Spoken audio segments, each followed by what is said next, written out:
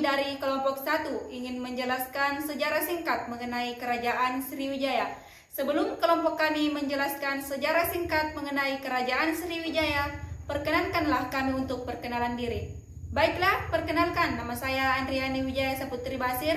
Di sebelah kiri saya Andi Fitri Nur, dan di sebelah kiri saya lagi Andi Asriani, dan di sebelah kanan saya Andi Suryanti. Hai! Di video kali ini, kelompok kami ingin membahas tentang sejarah singkat mengenai Kerajaan Sriwijaya. Kalian pasti tidak asing kan mendengar kata Sriwijaya, tetapi bukan tim sepak bola FC ya, atau juga Sriwijaya Airlegs. What? Melainkan kelompok kami ingin membahas tentang sejarah singkat mengenai Kerajaan Sriwijaya. Kerajaan Sriwijaya atau biasa disebut Sriwijaya adalah salah satu kerajaan maritim pertama sebelum berdirinya Indonesia yang berada di wilayah Pulau Sumatera. Nama Sriwijaya berasal dari bahasa Sanskerta berupa Sri yang artinya bercahaya dan Wijaya berarti kemenangan, sehingga dapat diartikan dengan kemenangan yang bercahaya atau gemilang. Tidak banyak yang menerangkan kapan sebenarnya kerajaan ini berdiri. Bukti tertua mengenai kerajaan ini berasal pada abad ke-7. Seorang pendeta Tiongkok yang bernama Itsing menulis bahwa ia mengunjungi Sriwijaya pada 671 Masehi. Ia berkata bahwa pusat kerajaan Sriwijaya berada dalam kawasan Candi Muara Takus. Kalau di peta Indonesia sekarang ini adalah Provinsi Riau. Bukti lain berdirinya kerajaan Sriwijaya adalah ditemukan peninggalan prasasti Kerajaan Sriwijaya yang dinamai Kedukan Bukit. Prasasti ini ditemukan di Palembang yang berusia 683 Masehi. Pada tahun tersebut Sriwijaya sedang dipimpin oleh seorang Raja Dapunta Hyang Sriwijaya Nasa. Raja pertama dari Sriwijaya yang sedang berusaha memperluas wilayahnya. Ia sampai menyiapkan bala tentara sampai 20.000 orang loh. Penaklukan ini pun membuahkan hasil setelah bertempur di medan perang selama 8 hari. Mereka berhasil menaklukkan Jawa pada masa Raja Samaratungga, yakni pada tahun 795 Masehi hingga 835.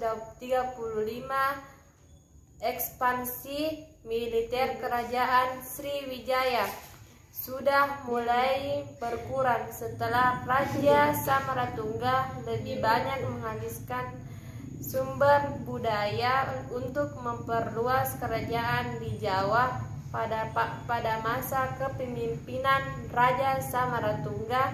Inilah Candi Borobudur merupakan salah satu peninggalan kerajaan Sriwijaya yang masih bisa kita lihat keberadaannya hingga saat ini. Abad 9-10 merupakan masa kemasa Sriwijaya pada waktu itu. Kerajaan Sriwijaya berhasil menguasai jalur perdagangan maritim Asia Tenggara. Bahkan kerajaan Sriwijaya saat itu telah hampir menguasai seluruh kerajaan di Asia Tenggara, seperti Sumatera, Jawa, Semenanjung Malaya, Kamboja, Thailand, Filipina, hingga Vietnam. Hingga itu Sriwijaya menjadi rute perdagangan lokal dan mengenakan baju kai setiap kapal lewat. Hal ini karena Sriwijaya berhasil menguasai Selat Sunda dan Malaka. Selain itu, kerajaan Sriwijaya juga mengumpulkan kekayaannya dari jasa pelabuhan perdagangan yang melayani perdagangan para saudagar dari Tiongkok dan India. Keruntuhan kerajaan Sriwijaya bermula pada saat Raja Rajendra Chola yang merupakan penguasa kerajaan Chola Mandala menyerang kerajaan Sriwijaya pada tahun 1007 dan 1023 Masehi. Penyerangan ini bisa terjadi karena kedua kerajaan tersebut bersaing dalam tindak pelayaran dan perdagangan. Tujuan penyerangan tersebut bukan menjajah, melainkan untuk meruntuhkan armada Sriwijaya.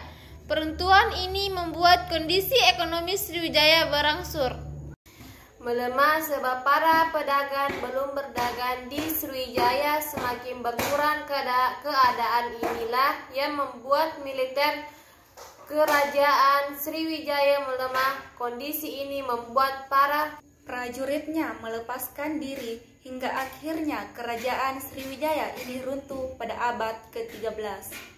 Nah, begitulah sejarah singkat mengenai kerajaan Sriwijaya. Jadi, bagaimana pendapat kamu?